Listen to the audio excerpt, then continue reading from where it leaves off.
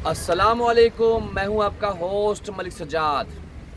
तो नाज़रीन, आज हमारा मौज़ूए गुफ्तगू है रजब तैयब एर्दोग़ान साहब।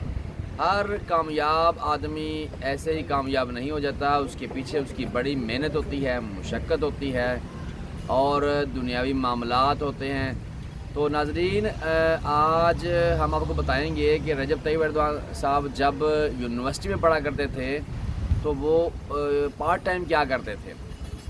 तो 70 की दहाई में नाज़रीन वो अपनी तालीम हासिल के आखिरी मराहल में जब थे, तो यहाँ पर नहीं, दुनिया के हर जगह में जो मतवसत तबके हैं, जो लोएस्ट तबके हैं, उनके लिए तालीम हासिल करना एक इशू है, थोड़ा मुश्किल होता है माली लिहाज से भी और हर लिहाज से। तो तैयब एर्दोग़ान साहब जो है वो 70 की दहाई में जब स्टूडेंट थे, तो जब यूनिवर्सिटी पढ़ा करते थे, तो वो यहाँ इस जगह पर काम किया करते थे। अभी इसके मुलाकात करवाते हैं आप इनसे। तो उनके वालिद जो है एक मतवसत आमदनी से ताल्लुक़ था उनका, और वो कैप्टन थे, यानी कि शिप चलाते थे, और एक तकरीबन माइनर सी तनख्वाह थी उनकी, इतनी ज़्यादा वक्त नहीं थी। तो वो पार्ट टाइम जॉब किया करते थे और यहाँ इस जो है बूफे पर ये स्टॉल है, यहाँ काम करते थे। ये जगह जनाब फ़ाती का एरिया है और ये फ़ाती इत्फ़ाइया यानी फ़ायर ब्रिगेड का एक बहुत बड़ा ऑफिस है, पूरे इस्तांबुल का मेन हेडक्वार्टर फ़ाती फ़ायर ब्रिगेड का। इसके सामने जो है जनाब, यहाँ मैं अक्सर बैठा करता हूँ, तो ये मेरे काफ़ी जानने वाले हैं। तो इन्होंने मुझे बताया था कि 2016 में जब इसका किसी को पता नहीं था, रजब तैयब एर्दोग़ान साहब यहाँ पर काम करते हैं। तो 2016 में जब बल्दिया ने काफ़ी सारे जो पार्क हैं उनमें जो काफ़ेट्री बने हुए हैं, या जो एक्स्ट्रा वो क्या उसको कहते हैं कि बल्दिया की जगह पर कब्ज़ा किया हुआ है। यहाँ बल्दिया ने किसी ज़माने में उनको अलॉटमेंट की किसी को, तो फिर वो आगे चलता रहा बड़ा मामूली सा रेंट की वजह से। तो उन्होंने फिर वो बंद करने का प्रोग्राम बनाया। जितने वो बंदे हैं जो काफ़ेटेरिए हैं, उनको बंद करने का प्रोग्राम बनाया कि गरीब बंदा आके बैठता है तो उसको जो जिसके पास पैसे हैं वो काफ़ेटेरिया में बैठ के चाय पी ले, और जो दूसरे बंदे हैं वो वैसे बैठे रहे, बेंचों पर बैठे रहे। तो इस वजह से उन्होंने ये बंद करने का काफ़ेटेरिया प्रोग्राम बनाया।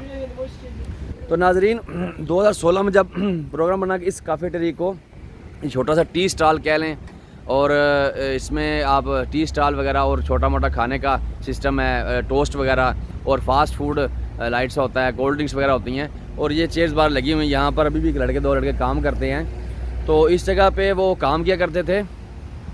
तो जब 2016 में रजब तैयब एर्दोग़ान साहब जो हैं वो उनको पता चला कि इसको भी बंद कर रहे हैं, तो वो खुद इसी जगह पर यहाँ पर उन्होंने आके गाड़ी खड़ी की 2016 में, और इनसे मुलाकात की। इनके वालिद साहब हुआ करते थे हुसैन पाला, तो उनके पास वो काम किया करते थे। 70 की दहाई में वफ़ात पा चुके हैं। इनके बड़े भाई थे मुस्तफ़ा, जिनसे 2016 में उनकी मुलाकात हुई, और उनकी भी मुस्तफ़ा साहब की वफ़ात हो गई है। तो ये हमारे जो हैं हमज़ा साहब हैं, तो इनसे आपकी मुलाकात कराते हैं। इनके वालिद साहब के पास वो काम करते हैं 3 साल। ये यहाँ पर टीम है इनकी, ये सारी काम करती है। इसी तरह रजब तैयब एर्दोग़ान साहब भी यहाँ पर काम किया करते थे। जैसे लड़का आमिद है, ये काम करता है यहाँ पर, ये हलील है, ये काम करता है यहाँ पर, ये बाहरी आबी हैं, ये भी काम करते हैं। वो पीछे मुस्तफ़ा आबी हैं, ये हमज़ा आबी हैं जो इसके अभी ऑनर हैं। 4 भाई हैं ये, तो इनके हवाले ये काफ़ेटेरिया यहाँ पर वो काम करते थे। Abi 70'li yıllarda siz nasıl öğrendiniz Recep Tayyip Erdoğan Bey çalışıyordu burada? Tayyip Bey'le Ankara'da kongre toplantısında bir görüşme esnasında ben orada çalıştım diye konuşmasında duyduk.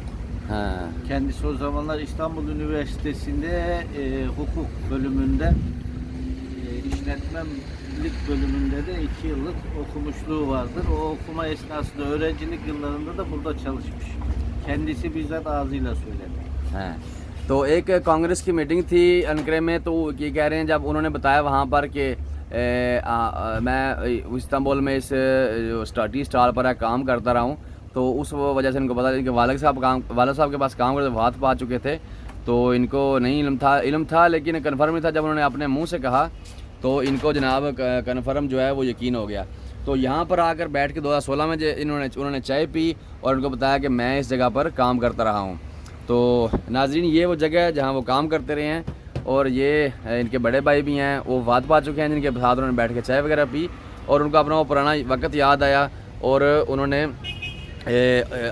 उन्होंने इनसे कहा कि मैं यहाँ पर काम करता रहा हूँ, मुझे फ़ख्र है, मुझे कोई शर्मिंदगी नहीं इसमें कि मैं चाय के स्टॉल पर काम करता रहा हूँ। तो नाज़रीन, आज हमारी मालूमात यही थी, आपको बताना था कि यहाँ पर काम उन्होंने किया, कोई काम छोटा या बड़ा नहीं होता। Ahmet'im, sen nasıl hissediyorsun şimdi? Aynı Recep Tayyip Erdoğan gibi hani çalışma, o da burada çalışmış. Sen nasıl hissediyorsun burada? Ay, normal çalışıyoruz işte. Memnun musun burada çalışmaktan? Memnunuz abi, Allah'a şükür memnunuz. Hamza abimizle çok memnunuz. Onunla çalışmaktan onur ve şeref duyuyoruz. ये कहता है कि मुझे बड़ा अच्छा लग रहा है जी यहाँ पर काम करना, हम काम करने वाले बंदे हैं। तो ये जगह जी वो जहाँ उन्होंने अब तकरीबन अपनी यूनिवर्सिटी के 2-3 साल काम किया।